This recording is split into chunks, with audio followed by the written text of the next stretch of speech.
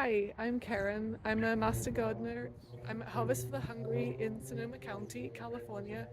It's the end of February and I'm picking this row of broccoli, and keep watching for things you need to know about end of season broccoli.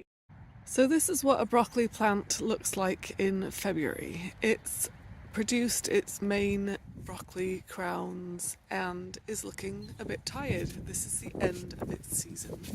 So you can see here, this is where the large broccoli crown was cut. That's what you would traditionally see as a head of broccoli in the supermarket.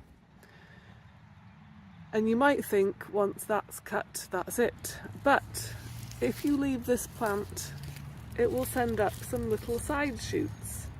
You can see these little broccoli flowerets are only small, but they do produce some food. You can see I'm cutting lots of those little ones down this row of broccoli. So remember to leave the plant, let it finish its life, produce its side shoots, and harvest those for food. This is another variety of broccoli, and you can see it's flowered. This is what we would call a plant that has bolted. And a couple things that this is useful for. There's not a lot of flowers at this time of year. It's February, it's quite cold, and the insects still need food, so these flowers are great for the insects. So you can leave this broccoli plant that really is finished just for the flowers. But those flowers are also edible, so you can still pick these stalks here and get enough of them, and it can be a vegetable for your meal tonight. So don't worry about the flowers, they are still edible. The broccoli might be a little bit more bitter, but really not much, and they're quite edible.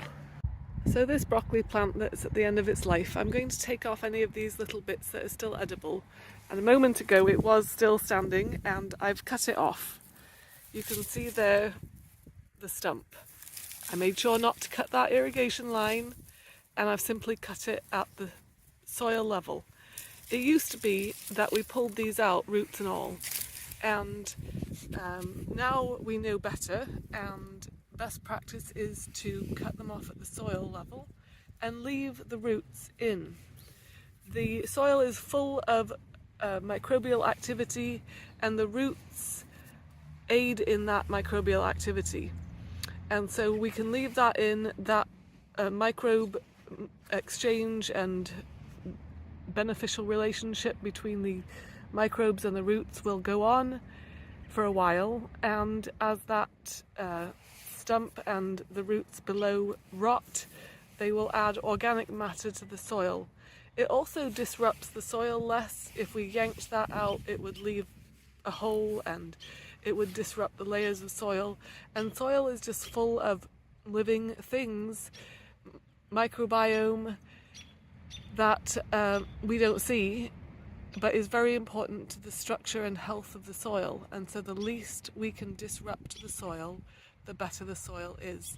And then this bed won't remain empty, and we'll have all these little stumps, but we'll just plant around them. Maybe we'll plant lettuce here, and we can just plant it right next door and leave this to rot.